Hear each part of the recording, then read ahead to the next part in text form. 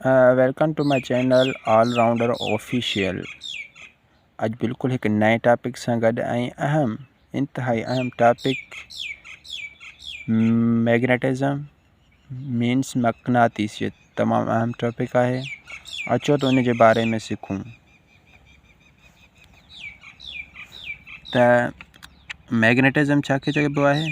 Magnetism is a physical phenomenon where materials exhibit attractive or repulsive forces on an other objects। तमाम simple. Magnetism छा आहे? Magnetism is a physical phenomenon means उहा हिकिड़ी ज़ाहिरी तिब्बई सूरत आहे, हिकिड़ो सूरत हाल आहे जेको असां साम्हूं उनखे असां ॾिसी सघूं था, उनजी मेजरमेंट करे सघूं था, उनखे कंसीडर करे सघूं था। उहा छा आहे? Where materials exhibit. उते असां छा कंदा आहियूं? हीअ असां हिकिड़ो फॉर एग्ज़ाम्पल मैग्नेटिज्म खयो आहे। उन मैग्नेटिज्म जे भरिसां असां कुझु शयूं रखंदासूं जेके गुड कंडक्टर हुजनि। जीअं असां छा खयो आहे? कोबाल्ट खयो आहे या असां आयरन खयो आहे। उन्हनि में छा थींदो? कुझु न कुझु फोर्सिस क्रिएट थींदा। कहिड़ा फोर्स क्रिएट थींदा? या अट्रैक्टिव फोर्स क्रिएट थींदो या रिप्लेसिव फोर्स क्रिएट थींदो। अट्रैक्टिव जो मतिलबु छा आहे? कशिश कंदड़। ही असां मैग्नेटिक खयो आहे ऐं हेॾां असां आयरन खयो आहे। हीउ छा कंदो? हिन खे अट्रैक्ट कंदो पाण ॾे। इहो हूंदो अट्रैक्टिव फोर्स। ऐं असां हिते बिल्कुलु सेम तरीक़े सां मैग्नेटिक खयो आहे ऐं हेॾां असां आयरन खयो आहे। या कंसीडर कयो असां हिकिड़ो ॿियो मैग्नेट खयो आहे, पर उन्हनि जा जेके पोल्स हूंदा आहिनि, हिकिड़ो हूंदो आहे नॉर्थ पोल ऐं साउथ पोल। असां नॉर्थ पोल ॾेई कयूं था त छा थींदो आहे? उन्हनि में हिकिड़ो रिप्लेसिव फोर्स यानी उन्हनि खे धिकण जो फोर्स क्रिएट थींदो आहे। त उहो हूंदो आहे रिप्लेसिव फोर्स। ऐं अट्रैक्टिव फोर्स एंड रिप्लेसिव फोर्स हूंदा आहिनि इहो मैग्नेटिज्म में या इलेक्ट्रिकल सिस्टम में हूंदा आहिनि। उन्हनि खे चइबो आहे electrostatic forces means attractive and repulsive forces are known as electrostatic forces। okay, repulsive forces for and other objects मतिलबु असां ॿियो ऑब्जेक्ट खयो। जीअं पहिरियां त हिकिड़ो असां वटि मैग्नेटिक मौजूदु हुयो ऐं पोइ असां या लोह खयो आहे या ॿियो मैग्नेट खयो आहे। उन में अट्रैक्टिव फोर्स या उन्हनि में रिप्लेसिव फोर्स क्रिएट थी वियो। बिल्कुलु सिंपल आहे। उन्हनि में या त अट्रैक्टिव फोर्स या रिप्लेसिव फोर्स पैदा थींदो। असांखे बि इहा इन शइ जी ख़बर आहे। ॿियो छा चए? It arises from the alignment and the movement of charged electrons within a material. चए थो जेको असां मटीरियल खयो आहे या त उन में छा कंदा आहियूं? असां जेको मकनातीसी आहे उनखे हीअं हिट कराईंदासूं, टच कराईंदासूं। ही फॉर एग्ज़ाम्पल खणो मैग्नेट आहे ऐं हीअ छा आहे? लोह आहे। जॾहिं असां उन्हनि खे हीअं टच कराईंदासीं उन्हनि में छा थींदो? अलाइनमेंट्स मीन्स चिणगूं वग़ैरह पैदा थींदियूं या उन्हनि में छा हिकिड़ी मूवमेंट पैदा थींदी। छो त उन्हनि जा जेके इलेक्ट्रॉन्स हूंदा आहिनि उहे छा थींदा आहिनि? चार्ज थी वेंदा आहिनि। त उन नतीजे में या उन्हनि में अलाइनमेंट या मूवमेंट पैदा थींदी उन्हनि इलेक्ट्रॉन्स में। ऐं जेके गुड कंडक्टर्स आहिनि उन्हनि में छा आहे? हिकिड़ो आयरन अची वियो, ॿियो कोबाल्ट अची वियो। जंहिंखे मैग्नेट आहे उहो छा कंदो आहे? पाण ॾे या त कशिश कंदो आहे या रिप्लेस कंदो आहे। ऐं magnets have two poles. Magnet जा बिल्कुलु ॿ पोल्स हूंदा आहिनि। हिकिड़ो छा हूंदो आहे? नॉर्थ पोल या साउथ पोल। तव्हां कंसीडर कयो हिकिड़ो पॉजिटिव पोल हूंदो आहे, ॿियो नेगेटिव पोल हूंदो आहे। सिंपली तौर ईअं ई तव्हां कंसीडर करे सघो था।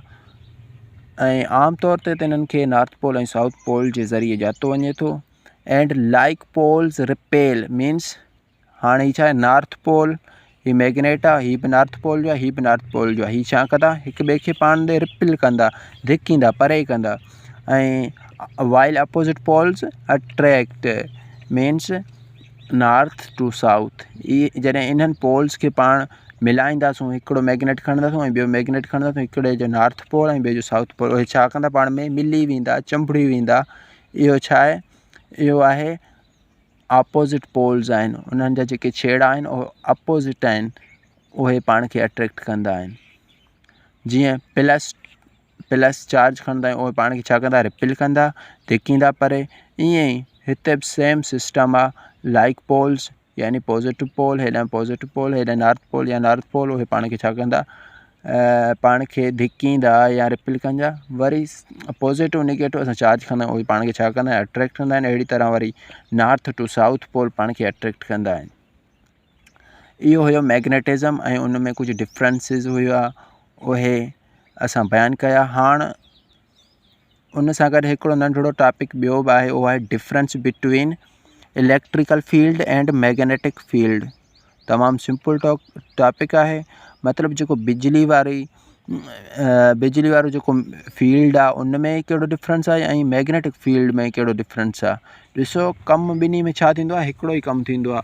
या उन्हनि में रिप्लेसिव फोर्सिस पैदा थींदा आहिनि या अट्रैक्टिव। हाणे ॾिसूं था इन्हनि में डिफरेंस कहिड़ो आहे। Electrical field is the region around a charge. Electrical field छा आहे, उहो हिकिड़ो रीजन आहे या मैदान आहे अराउंड अ चार्ज। चार्ज जे चौधारी हिकिड़ो छा आहे, मैदान आहे। Where electric force is experienced, जिते जेको बिजली आहे, बिजली जो ज़ोर आहे उहो छा थींदो आहे, इस्तेमालु कयो वेंदो आहे या उहो पैदा थींदो आहे बाय एन अदर चार्ज। जॾहिं असां उन फील्ड ते ॿियो चार्ज रखंदासूं त पोइ उहा शइ पैदा थींदी। तमामु सिंपल। हाणे हिन डेफिनेशन खे बिल्कुलु ग्राफ जे ज़रिए मां तव्हांखे प्रूव करे ॾींदुसि।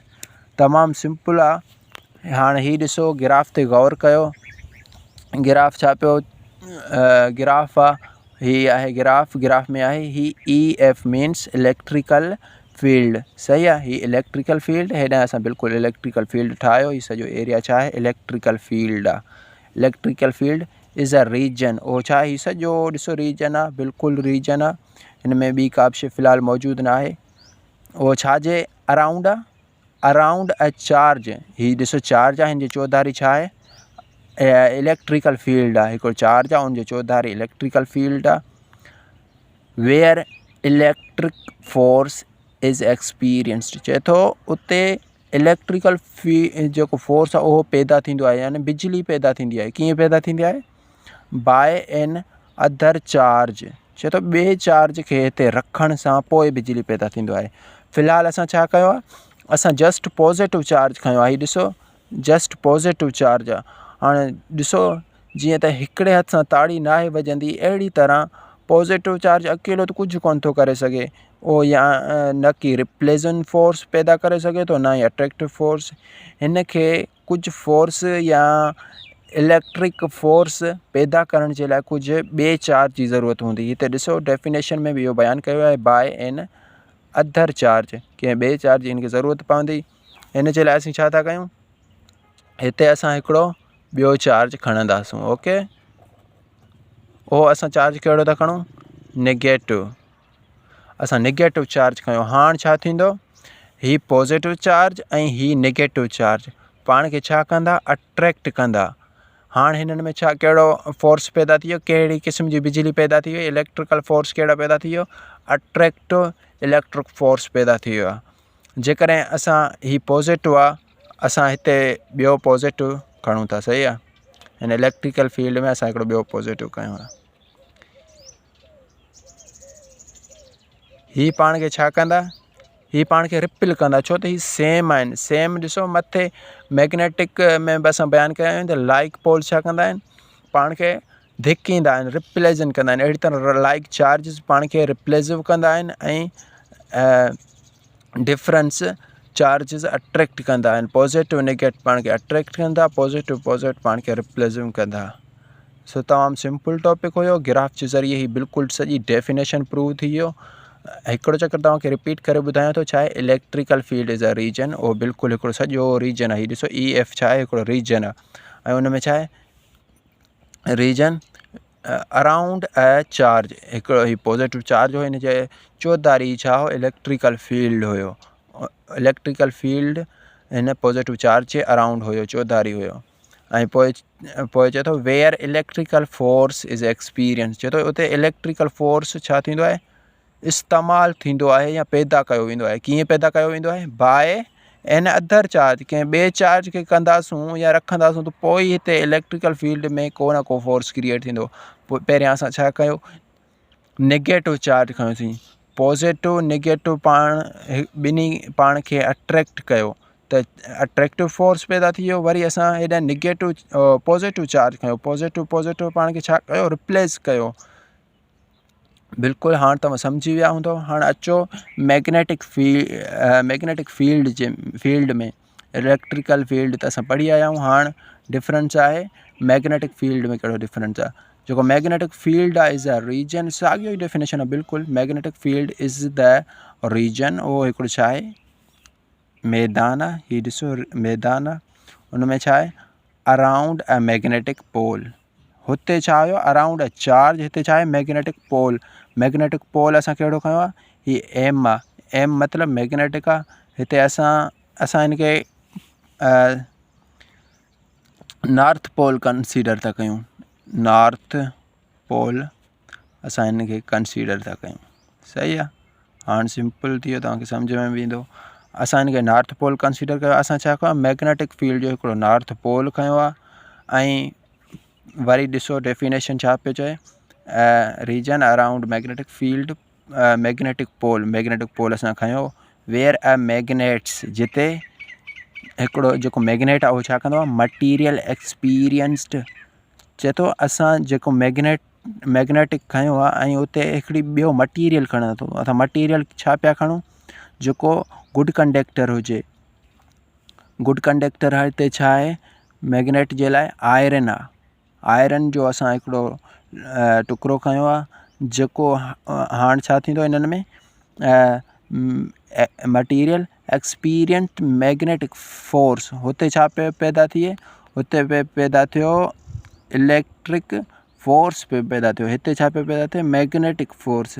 हुते बिल्कुलु असां ॿ शयूं खयूं, ॿ चार्जिस खयां। हिते बि असां ॿ शयूं खणंदासीं। हिकिड़ो असां मैग्नेटिक खयो आहे नॉर्थ पोल, ऐं प्लस में उन सां गॾु आयरन खयो आहे। हिननि में बिल्कुलु इलेक्ट्रिक फोर्स, अट्रैक्टिव फोर्स पैदा थियो आहे। हाणे ही मैग्नेट हिन आयरन जो जेको लोह जो टुकड़ो आहे उनखे पाण ॾे छा कंदो, कशिश कंदो। उन कशिश करण वारे ज़ोर खे छा चइबो आहे, मैग्नेटिक फोर्स। ओके, हुते छा हुयो, इलेक्ट्रिक फोर्स हुयो क्रिएट पियो थियो, हिते मैग्नेटिक फोर्स पियो क्रिएट थिए। हीउ ग्राफ बिल्कुलु हिन डेफिनेशन खे बयानु पियो करे। तव्हांखे कंहिं बि रटे हणण वग़ैरह जी ज़रूरत न आहे, तव्हां हिन ग्राफ खे कंसीडर कयो। हाणे हिकिड़ो चकर हिन डेफिनेशन खे तव्हांजे लाइ रिपीट कंदुसि ऐं ग्राफिकली ॾिसो। Magnetic field is a region, MF means magnetic field छा आहे, सॼो रीजन आहे। छा आहे, सॼो रीजन आहे अराउंड अ मैग्नेटिक पोल। हीउ मैग्नेटिक पोल असां कयो आहे, नॉर्थ पोल कयो। हिन जी चौधारी छा आहे, MF मीन्स मैग्नेटिक फील्ड आहे। वेयर अ मैग्नेट्स मटीरियल, चए थो जिते जेको कशिश कंदड़ को मटीरियल खणो, जेका कशिश करे सघे मैग्नेट उनखे, उहो छा आहे, असां आयरन खयो आहे। असां तव्हां ॿियो बि खणी सघो था, जीअं कोबाल्ट थी वियो, जेको सुठा कंडक्टर हुजनि उन्हनि खे तव्हां खणंदा, जीअं फोर्स क्रिएट थिए। असां पाण खे छा करिणो आहे, फोर्स क्रिएट करिणो आहे। इन जे लाइ मूं आयरन खयो आहे। सही आहे, आयरन खयो त हाणे छा थींदो, मटीरियल आयरन खयोसीं, एक्सपीरियंस मैग्नेटिक फोर्स। हाणे उन्हनि में छा कहिड़ो फोर्स पैदा थींदो, एक्सपीरियंस मीन्स पैदा करणु या पैदा थियणु। कहिड़ो फोर्स पैदा थींदो, अट्रैक्टिव फोर्स पैदा थींदो। मैग्नेट हिन आयरन खे पाण ॾे अट्रैक्ट कंदो, अट्रैक्टिव फोर्स पैदा थींदो। आई होप कि तव्हां मुंहिंजे हिन टॉपिक मां बहितर सिखिया हूंदव। जेकॾहिं तव्हां हिन चैनल ते नवां आहियो त मुंहिंजे चैनल ऑलराउंडर ऑफिशियल खे सब्सक्राइब करणु ऐं लाइक करणु न विसारिजो।